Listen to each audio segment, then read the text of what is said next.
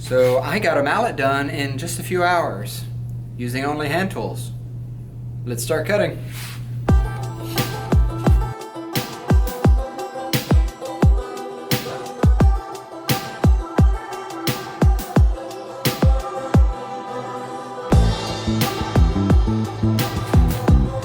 So today we're going to be making a mallet. I'm going to be doing this rather quickly. I'm kind of challenging myself to get it done in just a few hours. I'm very curious to see how that time frame is going to hold out, and I also want to do it only with hand tools. I'm experimenting with this because my students, a lot of them don't have access to power tools right now, and the mallet is one of my first projects that I introduced in my classes. It's a chance for students to make a tool that they can actively use throughout their semester. So it's one of those things that I really miss my students making, so I want to come up with a cheap, quick, and very effective way of making this with only a few handy tools. So let's start cutting.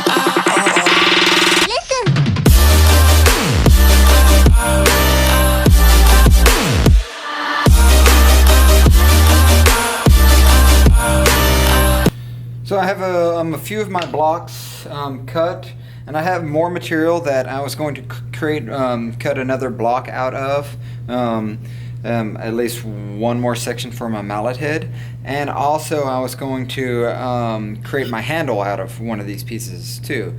But I decided I wanted to give a little bit of contrast in the material that I'm working with, so I think I'm going to cut my handle out of a piece of oak that I had.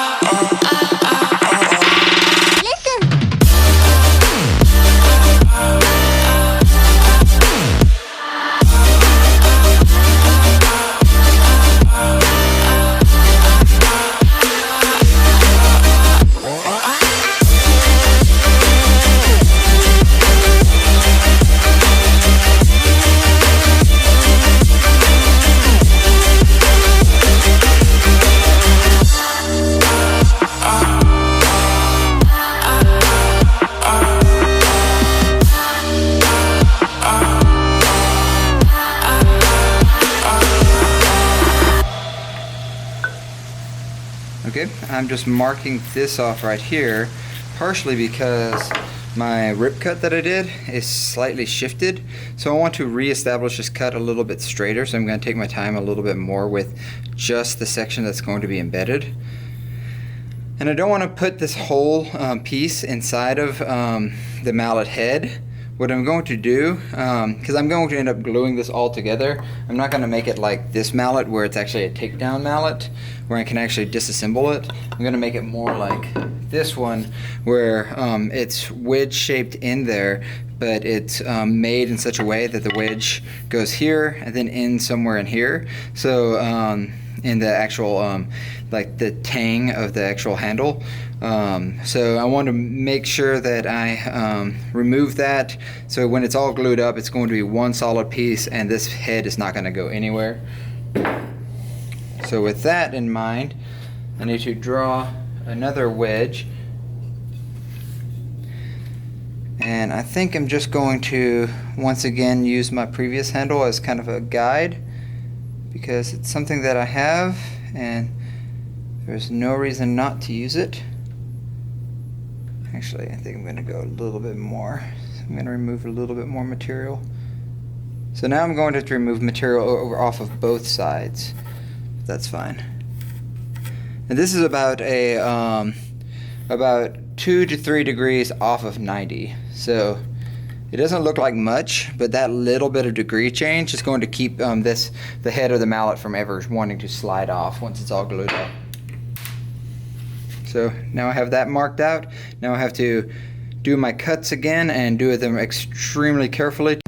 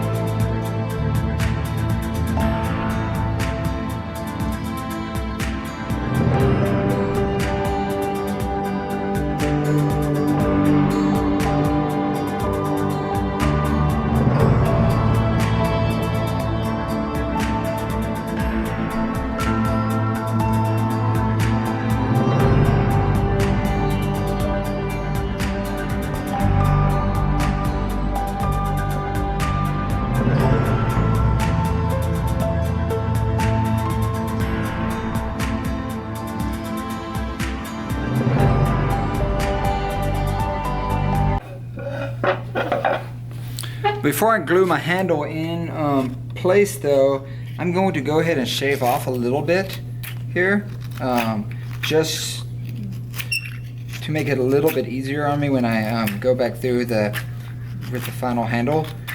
Because I'll do my final carving when it's all glued up, but I just wanted to take off a little bit. There's where my cut wasn't perfectly straight, there was a little high on one side. Normally I would be doing this with a plane or with a draw knife, but I'm limiting the amount of tools that I'm working with here. So I'm using just a regular carving chip knife. And this works in the same fashion, it's just a little bit harder and it takes a little bit more force because I can't use two hands with it.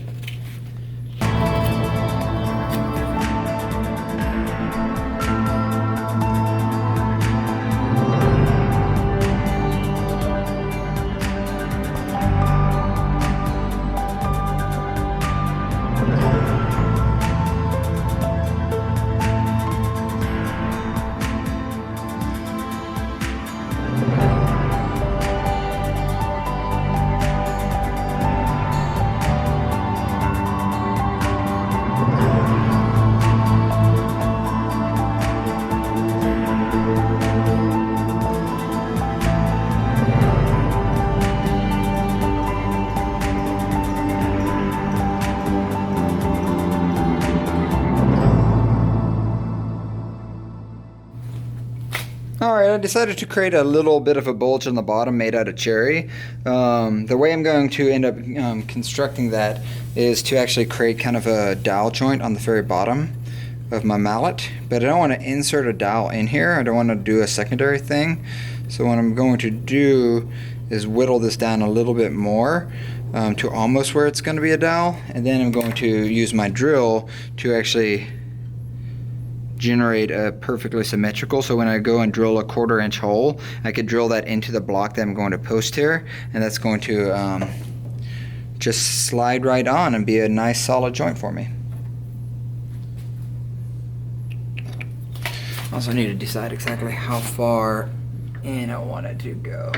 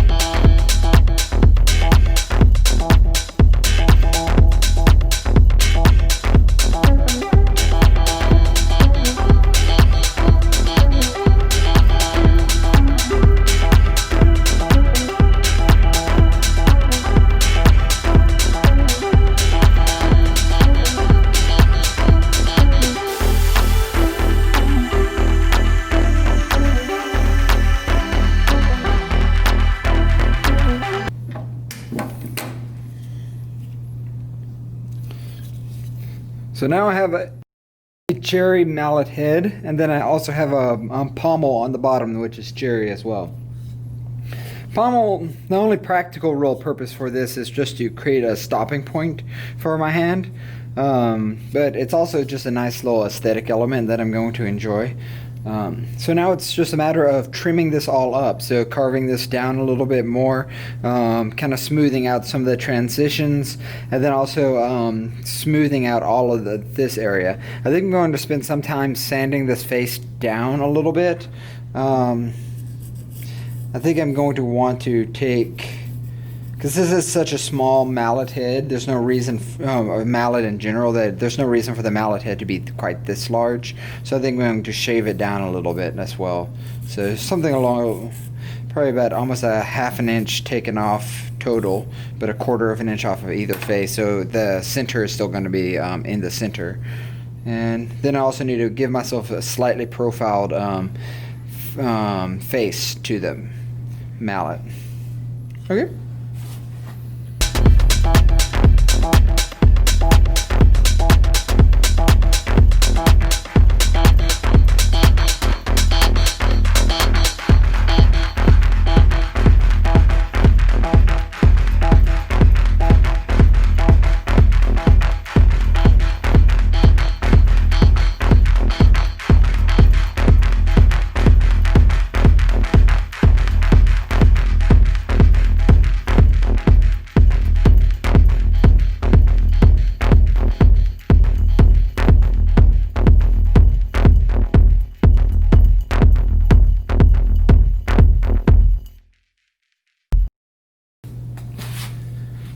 So this was part of my one-day build of trying to get a mallet done. Specifically, I was trying to get it done in one class period, which is a little bit less than 3 hours. And that ended up being too much of a challenge to get it done. I think I've ended up taking another 2 hours. So this ended up being about a 5-hour build. This is all glued up.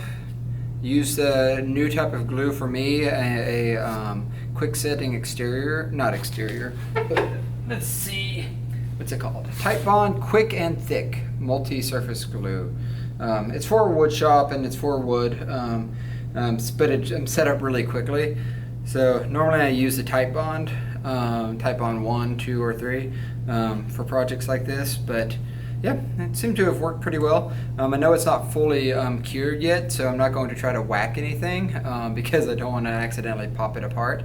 Probably shouldn't have done all the rest of my carving and stuff yet. I probably should have just let it sit for 24 hours for it to be fully cured, but I was excited and wanted to move ahead and see how much I could get done really quickly with this. And it seemed to have held up fine. Didn't even seem to dirty up my sanding paper and stuff. There's a lot more extra little detail work I could do on this. I could go ahead and finish it. I could sand it to make it a little bit smoother all the way around. But I flattened all the surfaces. All my hitting angles look great. It feels great in my hand. So for my money and for what it's meant for, this is a perfectly functional mallet, and I look forward to hitting something with it soon. So just a few hours, very basic tools, no power tools at all. And now I have another tool to make additional things with. Thank you.